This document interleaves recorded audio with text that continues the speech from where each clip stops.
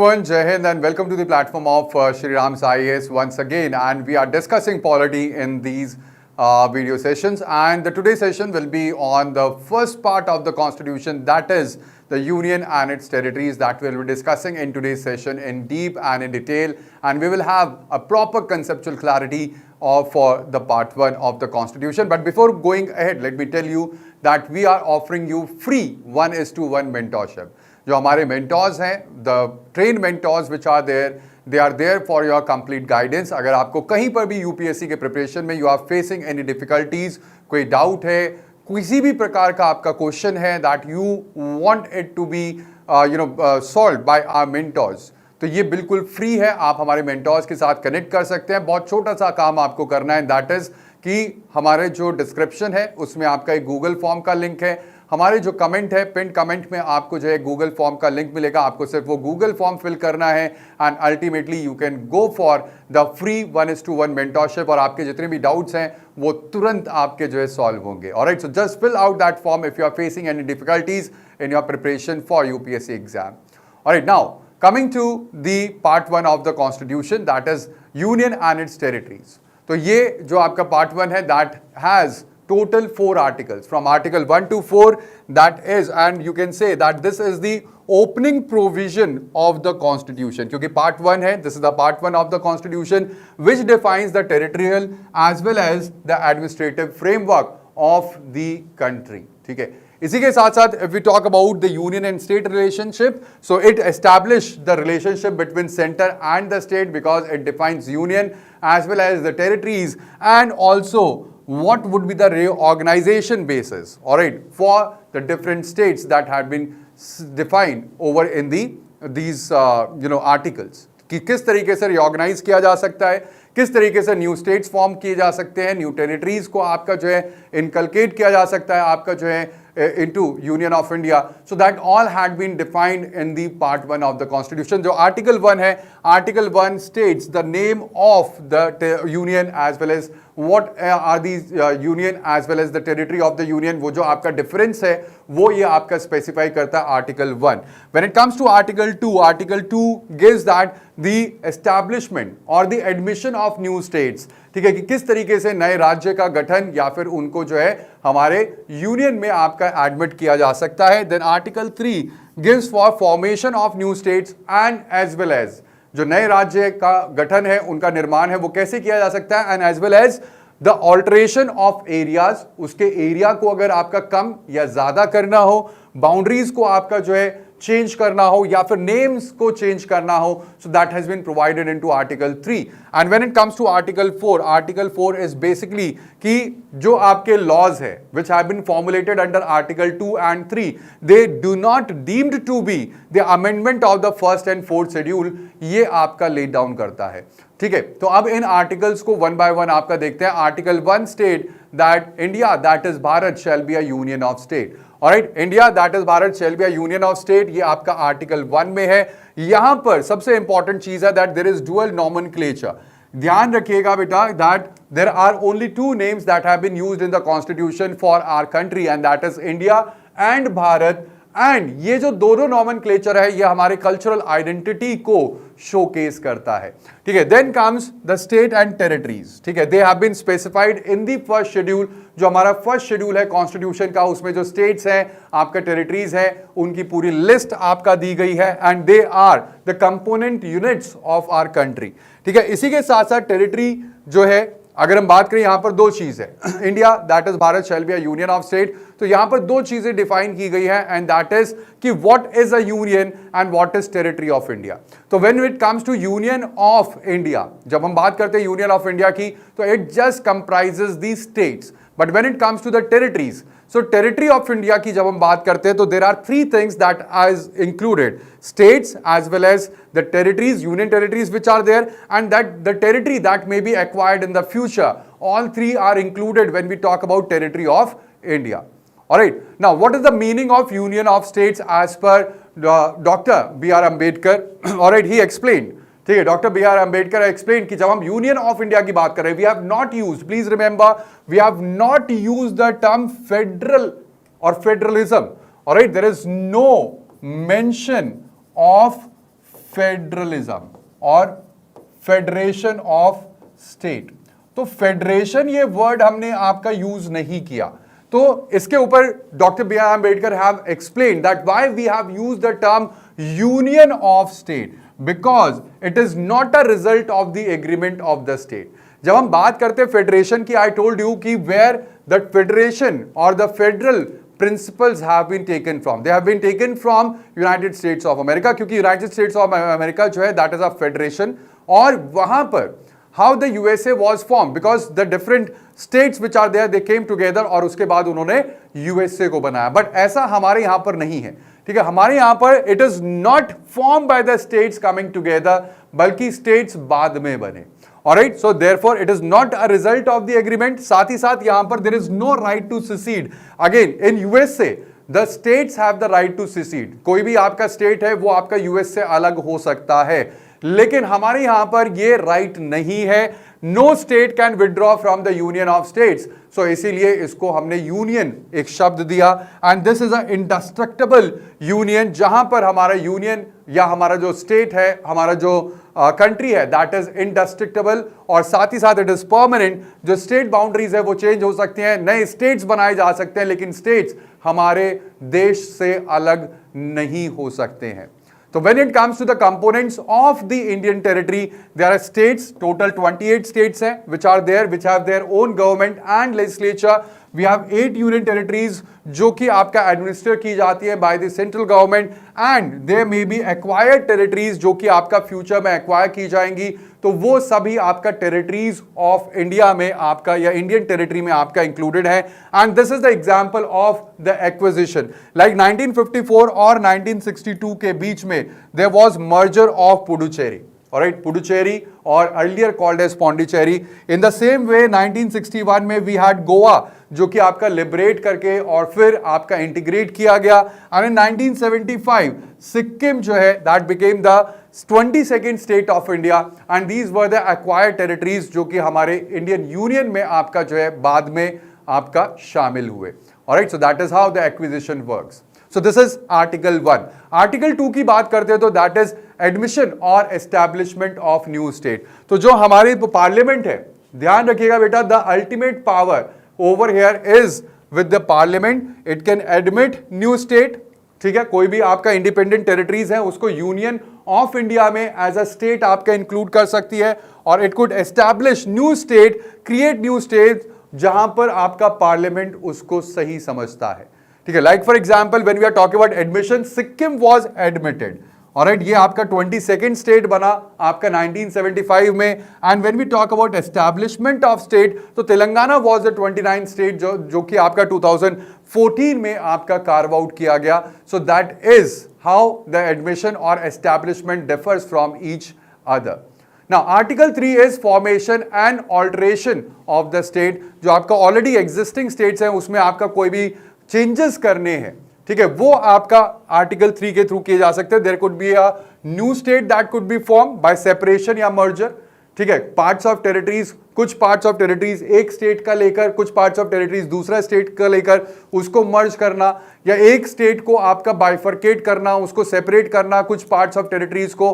तो वो जो आपका फॉर्मेशन ऑफ न्यू स्टेट है that could be done by article 3। इसी के साथ साथ बाउंड्रीज कुड बी ऑल्टर्ड, जो टेरिटोरियल एक्सटेंट है आपका एग्जिस्टिंग स्टेट्स का वो आपका ऑल्टर किया जा सकता है। And the name could be changed, और आपका एरिया कुड बी इंक्रीज्ड और decreased of any state।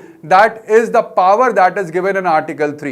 Again, ultimate power या supreme power for changing anything in the state as per Article 2 और Article 3 lies with the Parliament। Parliament के पास ये power है, लेकिन हालांकि अगर कोई भी चेंजेस किए जाते हैं तो यहां पर सबसे इंपॉर्टेंट चीज जो ध्यान रखनी है कि any bill that will be introduced, it will require president's prior recommendation. पहले हमें प्रेसिडेंट की प्रायर रिकमेंडेशन चाहिए before introducing any bill which seeks reorganisation of the state. Over here president gives, होता क्या है मैं आपको बता देता हूं, बहुत सिंपल सा प्रोसीजर है। अगर कोई भी बिल लाया जाना है for the reorganisation of the state, that bill will be introduced, ठीक है, लेकिन इंट्रोडक्शन से पहले प्रेसिडेंट का एसेंट चाहिए। प्रेसिडेंट उसको आपका जो है भेजते हैं उस स्टेट, कंसर्न स्टेट के पास। अगर एक स्टेट है तो एक स्टेट के पास, अगर दो स्टेट है तो दोनों स्टेट के पास, वहां पर उनको अगर वो समझ में आता है, ठीक है, उसमें चेंजेस वगैरह एक टाइमलाइन फिक्स की जाती है। उस चेंजेस में वो उनके पास 3 ऑप्शन है, ठीक है, या तो वो उस बिल से सहमत है ना, दे कंसेंट विद द बिल, या फिर वो उस बिल से सहमत नहीं है, दे do not consent with the bill, जो स्टेट है, स्टेट लेजिस्लेचर है, या फिर वो उस टाइमलाइन में कोई भी आपका एक्शन नहीं लेते, ना तो वो बताते कि वो दे गिव द कंसेंट और दे do not give the consent. यहां पर मैं आपको बता दूं बेटा, बहुत सिंपल सी चीज है, एंड दैट इज कि either they consent with the bill और not, the bill can be introduced in the parliament. जो स्टेट की राय है, जो ओपिनियन है, वो मैटर नहीं करती है। अब आप पूछेंगे मेरे से कि सर फिर इसका फायदा क्या है, ठीक है, ये आप देखो, whenever we are talking about the polity, you can always understand polity in the context of your home, alright, and the relationships that you have at home. Home में जब हम घर की बात करते तो we have father, है ना, he takes all the decisions, alright, but when he is taking decision, he may ask you, okay, गाड़ी खरीदनी है, क्या ये वाली गाड़ी ठीक है या ये वाली? You can give your opinion, but that is not binding on your father, right? In the same manner, the center and the state functions like we have father and there is, there is a daughter or son that is there. So now the opinion, yes, they may ask for the opinion, but that is not binding, and that is why over here the opinion of the president of the state is, or the state legislature consultation is required, but the views are not binding on the parliament. वो आपका parliament के ऊपर binding नहीं होते हैं. The bill is introduced in the parliament later on. ठीक है, इसी के साथ साथ जो आर्टिकल 4 है, that is just a technical provision और कुछ नहीं है. It just states that the bills और the laws which are made under article 2 और 3 that include amendments to the first schedule. Of course, first schedule में क्या है? There are the names of the state and union territories. तो आपका नया state बनेगा या यूनियन टेरिटरीज बनेंगे, नाम चेंज होगा या कुछ भी होगा, तो उसके लिए आपका चेंज करना पड़ेगा आपका फर्स्ट शेड्यूल. ठीक है, फोर्थ शेड्यूल में जहां पर राज्यसभा सीट का आपका एलोकेशन है, वहां पर चेंजेस आएंगे. So any amendment that is made under first schedule और fourth schedule because of article 2 और article 3 that is not deemed to be an amendment. Alright, वो आपका कहता है.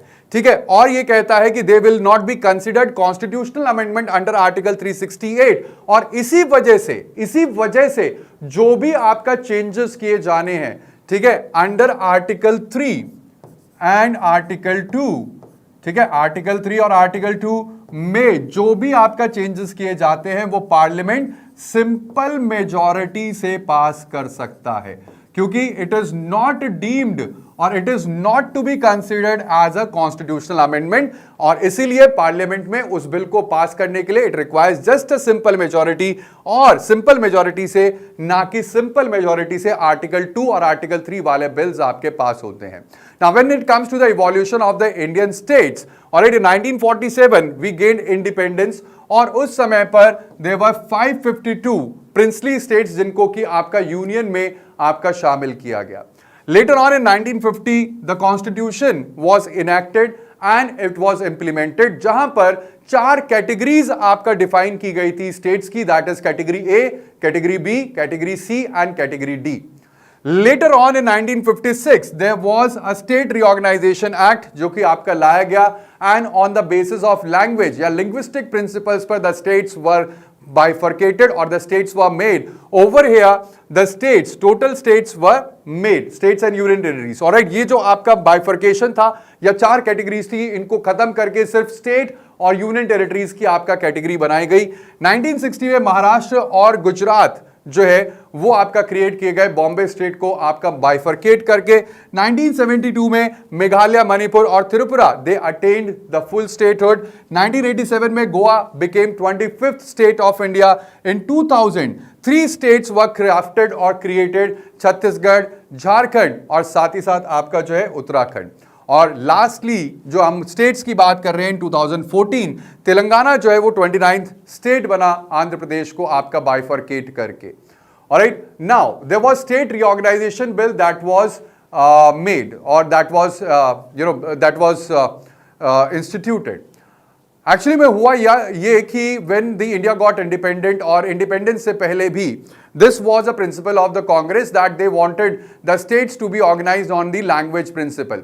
But when India attained independence, और आप सभी को पता है during the partition there was a massacre, बहुत सारे लोग मारे गए उस पार्टीशन की वजह से, और उसके बाद कांग्रेस को लगा कि अगर लैंग्वेज के बेसिस पर आपका जो है डिवीजन होगा स्टेट्स का, तो वो और ज्यादा आपका एलिनेशन कर देगा, और अल्टीमेटली जो एक यूनिटी और इंटीग्रिटी ऑफ द नेशन की हम बात करते हैं वो कहीं ना कहीं वो आपका जो है अटेन नहीं हो पाएगी। And that is why when it comes to the reorganisation of the state, आपका स्टेट्स को रिऑर्गेनाइज नहीं किया गया by Congress after independence as well. But at the same time there was a prominent leader of the Congress जिनका नाम था potty श्रीरामालू। उन्होंने आपका जो है ही went for the fast into death, और उनकी डेथ हो जाती है, और उसके बाद जो है वहां पर अनरेस्ट हो जाता है, वहां पर राइट्स हो जाते हैं, जिसकी वजह से government was forced to carve out a new state Andhra Pradesh. ठीक है, अब आंध्र प्रदेश जो है वो आपका नया स्टेट बना, लेकिन अल्टीमेटली क्या हुआ? अल्टीमेटली ये हुआ क्योंकि वो आपका लैंग्वेज के बेस पे आपका क्रिएट हुआ। So there were other states also जिन्होंने की डिमांड की, and the government was forced to institute state reorganisation commission या फजल अली कमीशन, जिसने की आपका ये रिकमेंडेशन दिया the state should be organised on the language basis. और उसके बाद इन 1956 जो रिऑर्गेनाइजेशन एक्ट आया, उसके बाद there were 14 states that were created. ठीक है, एंड साथ ही साथ 6 यूनियन टेरिटरीज आपका एस्टैब्लिश हुई। जो 4 फोल्ड कैटेगरीज थी आपका स्टेट्स की, वो आपका जो है उसको खत्म कर दिया गया। Language became the principle criteria for the state formation, and previously administrative classification system को इसने आपका खत्म किया। आज अगर हम करंट पॉलिटिकल मैप देखते हैं तो we have total 28 states in India, ठीक है, जिनको फुल लेजिस्लेटिव और एडमिनिस्ट्रेटिव पावर है। There are total 8 union territories जो कि एडमिनिस्टर की जाती है by the central government. And when it comes to recent constitutional change, so 2019 में आपका जो है Jammu and Kashmir reorganisation act जो है वो आपका लाया गया, जिसमें आपका जम्मू कश्मीर स्टेट को आपका 2 हिस्सों में या 2 यूनियन टेरिटरीज में आपका बाइफरकेट किया गया। One is Jammu and Kashmir, जिसके पास अपनी लेजिस्लेटिव असेंबली होगी विद लेजिस्लेचर, एंड लद्दाख जो कि आपका विदाउट लेजिस्लेचर आपका रहेगा।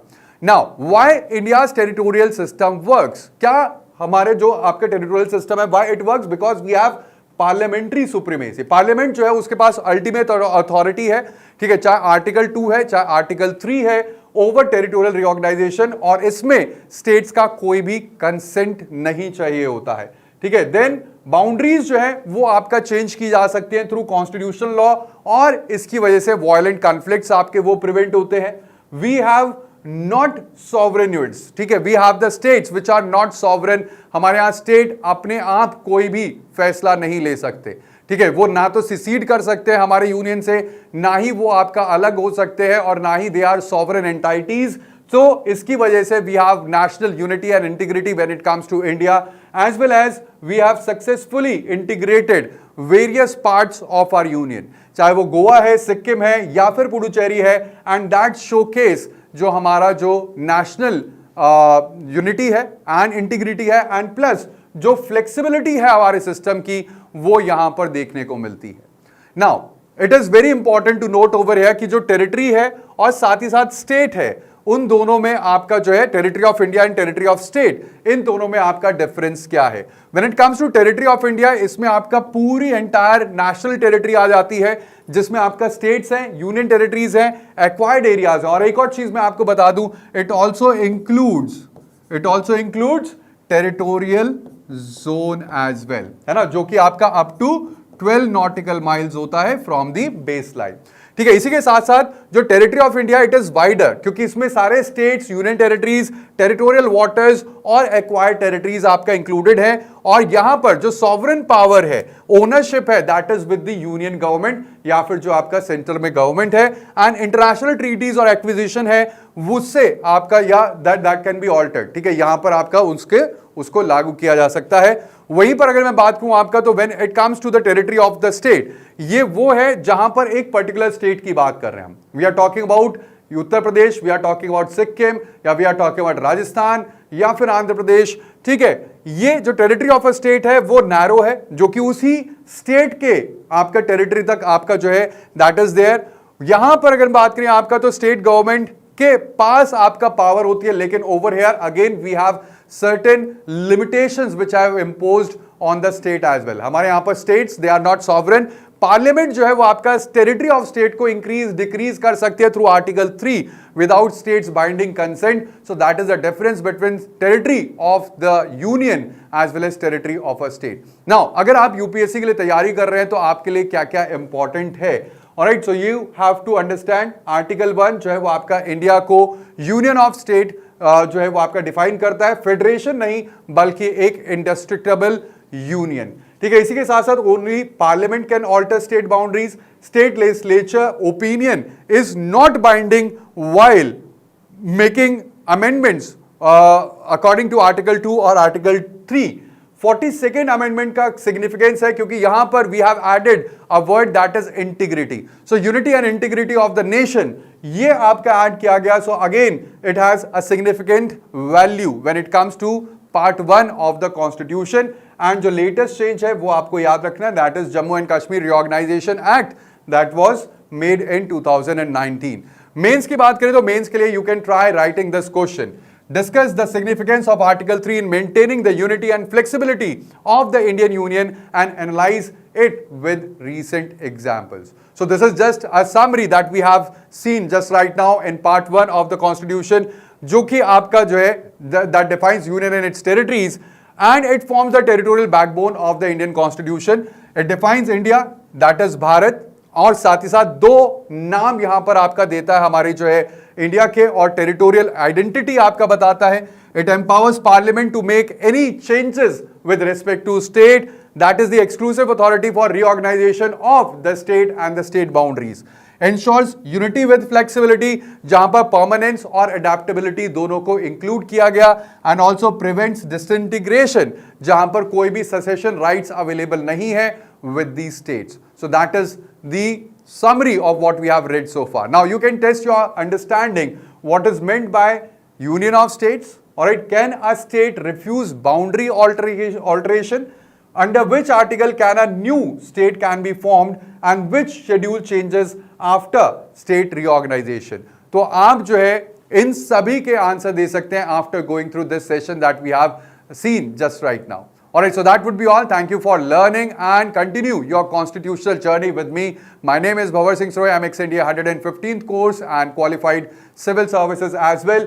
You can engage and share your thoughts as well as question in the comment box. Alright, along with this, spread the knowledge and help your fellow aspirants by sharing this session along with your friends as well. And the next topic that we'll be covering will be part 2 of the constitution. That is, we'll be discussing citizenship under the constitution, and keep learning with the logic and clarity along with me. Alright, so that would be all. Thank you, bye bye, take care and Jai Hind. But do not forget to like, share as well as subscribe to the channel for the further such video sessions. Thank you, bye bye, take care, Jai Hind.